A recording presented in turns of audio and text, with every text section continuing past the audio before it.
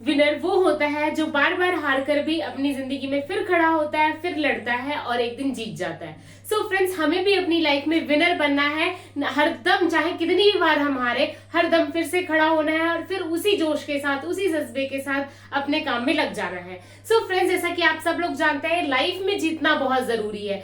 सिर्फ एक नौकरी आपकी लाइफ डिसाइड नहीं करती है, हमें अपनी लाइफ में हरदम विनर बनना है, एक अच्छी लाइफ जीनी है। सो फ्रेंड्स, अभी हमारा काम है पढ़ना, तो हम वही कंटिन्यू करते हैं। सो फ्रेंड्स, जैसा कि आप सब जो लोग जानते हैं, हम कैलेंडर पढ़ रहे थे। तो कैलेंडर में मैंने आपको पिछली क्लास में क्वेश्चन कराया था, जिसमें मैंने गलती से एक मिस्टेक कर दी। सॉल्व करते टाइम मैंने वैसे निकाला 18 था, पर गलती से मैंने 8 लिख दिया था, जिसकी वजह से वो प्रॉब्लम आ रही थी। तो मैं एक बार फिर से आपको उसी क्वेश्चन को सॉल्व करके दिखाती हूँ। क्वेश्चन था 28 सितंबर 2073 को कौन सा डे होगा। तो क्वेश्चन हमारा था 28 सितंबर 2073 को कौन सा डे होगा।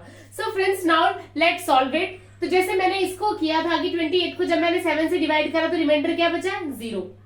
सितंबर का कोड क्या होगा, मैंने आपको बताया था कि नॉर्मल ईयर है तो नॉर्मल ईयर के लिए कोड होता है 144 025 036 146। बताया था ना। तब सितंबर का कोड क्या है, 6, तो मैंने 6 ले दिया।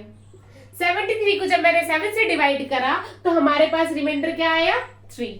उसके बाद में जब 73 को मैंने 7 से डिवाइड किया तो रिमाइंडर आया 3, और उसके बाद में 73 को जब मैंने 4 से डिवाइड करा तो क्वेश्चन क्या आया। नाउ अगेन मैं आपको सॉल्व करके दिखाती हूँ। 73 को जब मैंने 4 से डिवाइड करा तो क्वेश्चन आया 18।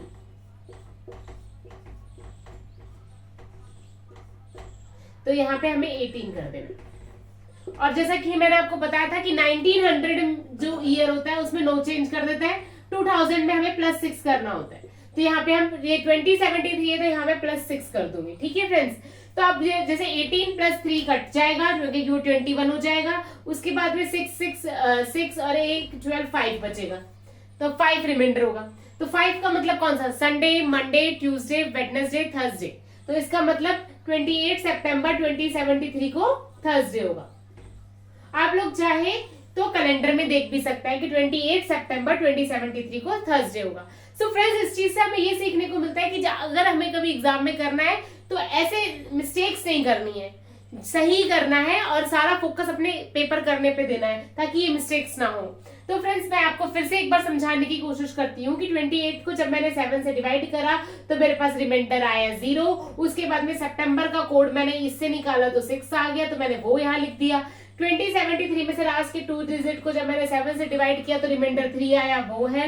73 को जब मैंने 4 से डिवाइड किया तो क्वेश्चन आया 18, मतलब 18 लीप ईयर्स है, तो मैंने वो 18 यहाँ पे लिख दिया। और ये +6 है वो 2000 का कोड है, क्योंकि 2000 से आगे जो ईयर्स आते हैं ना, 2000 से लेकर 2099 तक, तो उन सब का कोड, उन सब में हम लोग +6 ऐड करता है। मैंने आपको कहा था कि 1900 वाले ईयर्स में नो चेंज आता है, 2000 वाले ईयर में +6 कर देता है, तो हमने वो कर दिया। अब 18, अब हमें इसे 7 से काट देना है। 18 + 3 कितना होता है, 21, जो कि 7 से कट जाएगा। अब 6 + 6 12 होता है, 12 डिवाइडेड बाय 7 करेंगे तो 5 रिमाइंडर बचेगा। और इस 5 से हमें पता चलता है कि संडे का कोड मैंने आपको 1 बताया था, मंडे, ट्यूसडे, वेडनेसडे, थर्सडे। इसका मतलब 28 सितंबर 2073 को थर्सडे होगा। सो फ्रेंड्स, अब मैं आपको नेक्स्ट स्लाइड में नेक्स्ट कंसेप्ट बताती हूँ जो कि बहुत इंपॉर्टेंट है।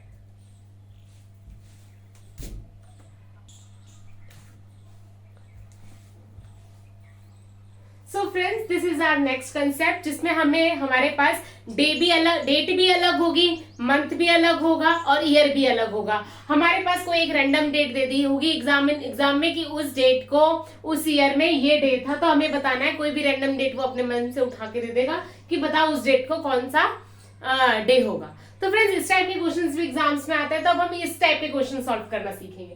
तो देखो, पहले हम इसमें ईयर्स को अलग कर देंगे, ठीक है। तो इसको सॉल्व करने का मेथड क्या है कि 2003 15, अब 3 से 15 में जाएंगे तो कितने ईयर्स हो जाएंगे, 12 ईयर्स। लीप ईयर कितने हैं इसमें हमारे, 4 8 12, 4 8 और 12, ठीक है फ्रेंड्स। तो ये मैंने इसमें ईयर काउंट कर दिए। उसके बाद में हमें 15 अगस्त से 27 मई पे जाना है। अब मैं अगस्त से मई पे जाऊंगी तो पीछे जाऊंगी, और या फिर मैं ऐसे कर सकती हूँ 27 मई से 15 अगस्त तक चली जाऊँ, 15 अगस्त से 27 मई तक चली जाऊँ। तो मैं ऐसा करती हूँ, मई से अगस्त पे चली जाती हूँ ताकि मेरे लिए जाना इजी होगा। सॉल्व करना इजी होगा। तो फ्रेंड्स अब जैसे 27 मई है तो मई कितने डेज का होता है 31 का, तब कितने दिन बचे हैं 4, तो वो 4 मैंने यहाँ पे लिख दिया मई के। फिर जून में नंबर ऑफ ऑड डेज कितने होता है 2, कैसे पता चला, क्योंकि जून की नंबर ऑफ डेज कितने होता है 30 डिवाइडेड बाय 7 से जब हम डिवाइड करेंगे तो रिमाइंडर 2 बचेगा, तो वो 2 नंबर ऑफ ऑड डेज है, ये मैंने आपको कॉन्सेप्ट 2 में बताया था।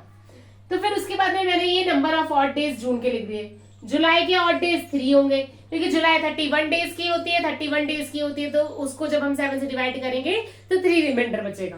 फिर अगस्त में हमें 15 अगस्त तक जाना है, तो हमें इतनी डेट से तक मतलब है, तो जब मैं 15 को 7 से डिवाइड करूंगी तो रिमाइंडर क्या बचेगा हमारा 1, ठीक है। अब 4 और 3 कट जाएगा, अब ये 3 बचा। अब देखो अगस्त से मैं मई पे मतलब पीछे जा रही हूँ, तो मतलब मैं यहाँ पे नेगेटिव साइन लगाऊंगी, ठीक है, और यहाँ ईयर में मैं आगे जा रही हूँ तो ये प्लस ही रहेगा, तो 12, 13, 14 कट गया, यानी कि +1 -3, तो यानी कि क्या हो जाएगा -3 + 1 को जब हम ऐड करेंगे तो कितना हो जाएगा -2, तो ये हमारा -2 आ गया। तो इससे क्या पता चलता है, अब मैं संडे से 2 कदम पीछे जाऊंगी तो क्या आएगा हमारा फ्राइडे। तो इससे हमें क्या पता चलता है, इससे हमें पता चल रहा है कि हम इस टाइप के क्वेश्चंस को सॉल्व करने के लिए पहले हमें ईयर्स को सॉल्व कर लेना है, फिर मंथ्स को सॉल्व कर लेना है, उसके बाद में निकाल देना है। जैसे 2003 से 15 पे जाना है तो 12 ईयर का डिफरेंस है इसमें, उसके बाद मैं नंबर ऑफ लीप ईयर्स ले लूंगी, जैसे 4 पढ़ रहा है, 8 पढ़ रहा है, 12 पढ़ रहा है, फिर उनको 7 से काट के, और मैंने लिख दिया यहाँ पे 1 बचा, 12 1 1 1, तो 12 13 14, तो ये कट गया 7 से, फिर ये 1 बचा, तो मैंने यहाँ लिख दिया। उसके बाद में 15 अगस्त से 27 मई पे जब मुझे जाना है तो मैं 27 मई से 15 अगस्त पे चली गई, तो 4 दिन तो ये, फिर जून, फिर जुलाई, फिर अगस्त के 15 डेज, तो 15 डेज को जब मैंने 7 से डिवाइड करा तो रिमाइंडर मेरे पास 1 आ गया। फिर जब मैंने इसको काट दिया 7 से तो मेरे पास 3 बचा, पर मैं पीछे जा रही हूँ ना, इसलिए यहाँ पे ये नेगेटिव साइन आ गया, ठीक है फ्रेंड्स। तो जब मैंने इन दोनों को सॉल्व किया तो मेरे पास -2 आ गया, इसका मतलब मुझे संडे से 2 कदम पीछे चलना होगा, यानी कि संडे से 1 कदम पीछे यानी कि सैटरडे, उससे 1 कदम पीछे यानी कि फ्राइडे। इसका मतलब 27 मई 2015 को फ्राइडे होगा, अगर 15 अगस्त 2003 को संडे था तो। So friends now move to next question.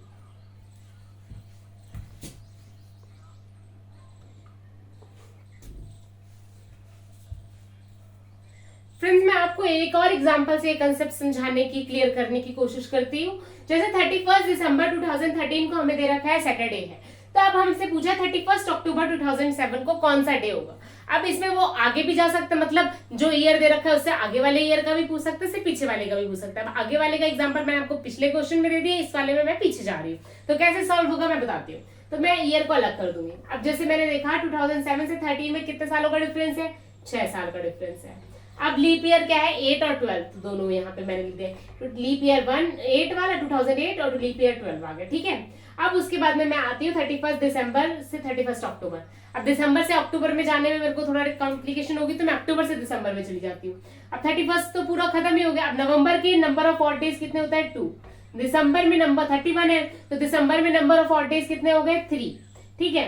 अब 3 यानी कि -5 हो जाएगा, क्यों, क्योंकि 2 + 3 5 हो जाता है, क्योंकि मैं पीछे जा रही हूँ ना, तो इसलिए मैंने इसे -5 कर दिया है, मंथ में मैं पीछे जा रही हूँ। अब यहाँ पे मेरा क्या जाएगा, ये 7 कट जाएगा और ये +1 बचेगा, तो जो कि प्लस ना होके माइनस हो जाएगा। क्यों, ये माइनस क्यों हो जाएगा, क्योंकि यहाँ मैं ईयर में भी पीछे जा रही हूँ, तो इसलिए मैंने यहाँ पे माइनस साइन लिख दिया। -5 -1 तो -6 हो जाएगा, या तो मैं इसको -6 लिख लूं या +1 लिख दूं। तो सैटरडे से 1 कदम आगे मूव करूंगी तो संडे, और सैटरडे से 6 कदम पीछे मूव करूंगी तो भी संडे ही आएगा। तो मतलब हमारा इससे हमें क्या समझ में आया कि 31 अक्टूबर 2007 को कौन सा डे होगा, संडे होगा। मैं एक बार फिर से आपको यही क्वेश्चन समझाती हूँ कि 31 दिसंबर 2013 को सैटरडे है, तो बताओ 31 अक्टूबर 2007 को कौन सा डे होगा। जैसे कि 7 से 13 में जाऊंगी तो ईयर का डिफरेंस है 6, तो मैंने वो यहाँ लिख दिया। 2008 आएगा, 2012 आएगा, तो वो दोनों ईयर्स मैंने यहाँ लिख दिए, ठीक है। 6 और 1 7 को हो जाएगा, कट जाएगा, उसके बाद 1 बचेगा, तो ये 1 ले लिया। अब मैं ईयर में पीछे जा रही हूँ ना, तो इसलिए मैंने यहाँ पे नेगेटिव साइन लिया है। डोंट बी कंफ्यूज है, ये माइनस है, तो मैंने नेगेटिव साइन लिया है। अब मेरे को 31 दिसंबर से 31 अक्टूबर तक जाना है, तो मेरे को पीछे जाना है, तो मैं ऐसा करती हूँ अक्टूबर से दिसंबर चली जाती हूँ।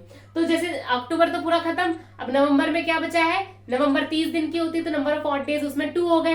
दिसंबर की 31 डेट तक हमें जाना है, तो इसमें नंबर ऑफ ऑड डेज 3 हो गए, तो 2 + 3 5 होता है। पर हम मंथ में पीछे जा रहे हैं तो मैंने यहाँ पे नेगेटिव साइन ले लिया। अब -5 -1 को सॉल्व करेंगे तो क्या आ जाएगा, -6। या तो हम 6 कदम पीछे चले जाए या 1 कदम आगे चले जाए, बात बराबर होती है। तो फिर मैं संडे से 6 कदम पीछे गई तो भी, सैटरडे से 6 कदम पीछे गई तो संडे आया, और सैटरडे से 1 कदम आगे गई तो संडे आ गया। तो मतलब इससे हमें क्या शो होता है कि 31 अक्टूबर 2007 को संडे होगा। तो मैं आपको फिर से एक और एग्जांपल से इसी चीज को समझाने की कोशिश करती हूँ। So friends, wait for the next slide.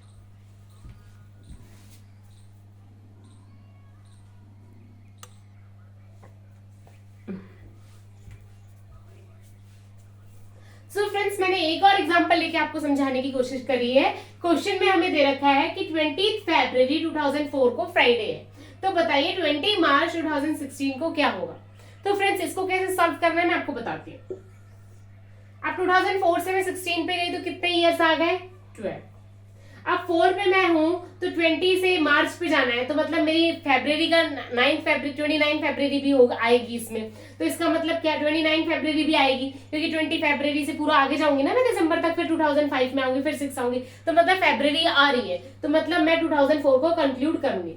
फिर 8 leap year, 2004 leap year, 2008 leap year, 2012 leap year और 2016 भी लीप ईयर है। और देखो मैं 2016 के 20 मार्च तक आई हूँ, मतलब इसकी फरवरी भी इंक्लूड हुई है, तो इसलिए मैंने यहाँ पे +1 लिख दिया है। मतलब 2004 की भी फरवरी आ रही है, मैं मूव कर रही हूँ इतना तो, और 2016 की भी फरवरी आ रही है, तो इसलिए मैंने 2004 को भी और 2016 को भी दोनों मेंशन कर दिया। अगर ये फरवरी नहीं आती तो मैं 2016 को, मतलब अगर ये डेट 30 जनवरी होती तो मैं 2016 को as a leap year count नहीं करती, 2012 तक लेती और यहाँ पे 12 ले लेती। ठीक है, समझ रहे आप लोग कि अगर ये लीप ईयर नहीं होता, यहाँ पे 20 मार्च की जगह 20 जनवरी होता तो ये 1 यहाँ पे मैं नहीं लिखती, पर ये 20 मार्च है तो बीच में 29 फरवरी आई है, इसलिए मैं यहाँ पे 1 लिख रही हूँ। Am I clear to everyone? तो अब हम इसे सॉल्व करते हैं। 12, 13, 14। अब मैं आगे बढ़ रही हूँ ना कैलेंडर में, तो मेरे पास रिमाइंडर क्या है, +2।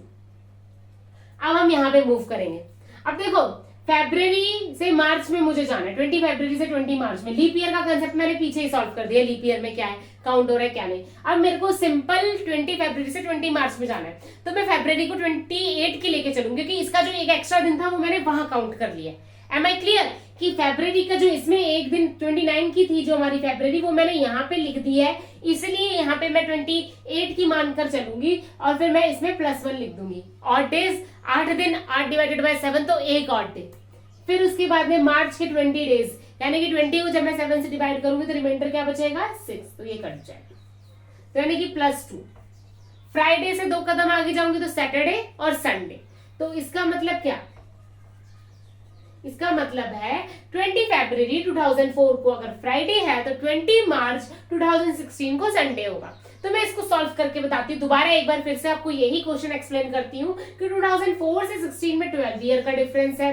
लीप ईयर कितना है, 2008, 12, 16, ठीक है, 4 भी है, 8 भी है, 12 भी है, 16 भी है। तो 4 भी मैंने इसलिए काउंट किया क्योंकि 20 फरवरी से मैं आगे जा रही हूँ, तो 29 वाली मतलब आगे के दिन 29 फरवरी आ रही है ना बीच में, तो इसलिए मैंने उसका 1 ले लिया है। फिर 2008 तो है ही, 12 भी है ही, और 16 को मैंने इसलिए लिया क्योंकि 20 मार्च तक मैं मूव करने वाली हूँ, मतलब फरवरी बीच में पड़ रही है, तो इसलिए मैंने उसको 1 ले लिया है। तो यहाँ से जब मैंने इसको काटा पीटा तो मेरे पास रिमाइंडर बचा +2। उसके बाद में जब मैं डेट और मंथ की तरफ आई तो मैंने देखा 20 मार्च से मुझे 20 फेब से मुझे 20 मार्च तक जाना है, तो 20 फेब से मुझे तो 28 की मान के चल रही हूँ मैं फरवरी, क्योंकि उसका 29 डे मैंने यहाँ कैलकुलेट कर लिया है। तो अब 8 दिन की फरवरी है, तो 8 को जब मैंने 7 से डिवाइड करा तो 1 बचा, तो 1 मैंने यहाँ लिख लिया। फिर मार्च के 20 डेज, तो 20 / 7 यानी कि 14, 14 में 6 एक्स्ट्रा बचेंगे तो वो ही आ जाएगा, तो 6 और 1 ये कट जाएगा, तो अब बचाएगा यहाँ पे 0, और फिर जब मैंने इसको देखा तो बचा 2, तो यानी कि सॉल्व करने में आया +2, यानी कि मुझे 2 कदम आगे जाना है, यानी कि सैटरडे और संडे, यानी कि 20 मार्च 2016 को संडे होगा। Am I clear to everyone? So friends, इसको करने का यही तरीका है, चाहे मैं लाख क्वेश्चन करा दूं फिर भी इसी तरीके से होंगे। मैंने अपनी तरफ से कैलेंडर के सारे कंसेप्ट सब कुछ करा दिया है। अगर आपको किसी क्वेश्चन में कोई भी डाउट हो प्री वाई क्विज, क्योंकि अभी आप लोग भी जान रहे हो कि मेरे पास ये बोर्ड है, अब इसमें मैं बार बार आपको क्वेश्चन लिखूंगी फिर समझाऊंगी तो कितना तो टाइम कंज्यूमिंग होगा। और वो आपके लिए भी वो होगा। और मैंने आपको सारे तरीके बता दिए, जितने हो सकते थे उतने क्वेश्चंस भी करा दिए। इस बेस पे आपके सारे क्वेश्चन हो जाएंगे। और फिर भी आपसे कुछ क्वेश्चंस नहीं हो रहे तो आप प्लीज कमेंट बॉक्स में मुझे बताइएगा। और कैलेंडर आज मेरी तरफ से तो यहाँ हो गया है, पर हाँ, जब तक आप लोग कोई भी डाउट पूछेंगे मैं आपको उसका जवाब कमेंट सेक्शन में दे दूंगी, नहीं तो शॉर्ट्स बना के अपलोड कर दूंगी। पर आप लोग प्लीज, अगर आपको कहीं डाउट हो तो प्लीज बताइएगा, मैं कोशिश करूंगी आपके सारे डाउट सॉल्व करने की। और जितने जितने अच्छे से हो सके, कोई चीज आपको समझ ना आ रही हो, कुछ चीज में कोई प्रॉब्लम हो, या तो वीडियो बार बार देखना, फिर क्लियर हो जाएगी। अगर फिर भी नहीं होती तो प्लीज मुझे कमेंट करके बताना, तो मैं आपकी वो डाउट पक्का सॉल्व करूंगी, क्योंकि मैं यहाँ आपके लिए हूँ, आपके हर डाउट सॉल्व करने के लिए हूँ। सो प्लीज आप कभी भी झिझकिएगा मत, कमेंट सेक्शन में तुरंत बताइएगा, मैं हरदम आपके लिए अवेलेबल हूँ यहाँ पे आपको गाइड करने के लिए। सो फ्रेंड्स, हरदम अपनी मेहनत करते रहिएगा और कैलेंडर के जितने क्वेश्चंस बन सकते हैं वो प्रैक्टिस कीजिएगा अच्छे से डेली। अब आप ऐसा मतलब रूटीन बना लीजिए कि जैसे हमने कैलेंडर पढ़ लिया है तो आप डेली कैलेंडर के 5 क्वेश्चन कीजिए, जिससे क्या है कि आप कैलेंडर का कंसेप्ट भूलेंगे नहीं। जैसे आपने कैलेंडर के सारे 100-150 क्वेश्चन कर लिया और फिर आप नेक्स्ट चैप्टर पे करने लग गए और कैलेंडर आपने नहीं छेड़ा, तो आप क्या करोगे, कैलेंडर को भूल जाओगे। तो इसलिए इसको कंटिन्यू रखना है अपनी लाइफ में कि डेली आपको 5 क्वेश्चन करने हैं, 2 क्वेश्चन करने हैं, डेली करना है, ताकि ये आपके माइंड में रहे इसके कंसेप्ट। सो फ्रेंड्स, अब हमारी नेक्स्ट क्लास होगी नेक्स्ट टॉपिक नेक्स्ट सब्जेक्ट लेके, क्योंकि अभी आप लोगों के लिए भी काफी बोरिंग हो गया होगा इतने दिनों से कैलेंडर पढ़ना। तो अब कल मैं आपकी नेक्स्ट क्लास लूंगी नेक्स्ट टॉपिक के लिए, वो भी मैं इसी तरीके से कराऊंगी, पूरा स्टार्टिंग से एंड तक कंप्लीट समझाने की कोशिश करूंगी। अपने वे में मैं अपना बेस्ट दूंगी, और बाकी कुछ इंप्रूव करना हो तो प्लीज आप लोग मुझे बताइएगा और मेहनत में कमी मत छोड़िएगा। आज के लिए इतना ही। थैंक यू फ्रेंड्स, बाय, जय माता दी।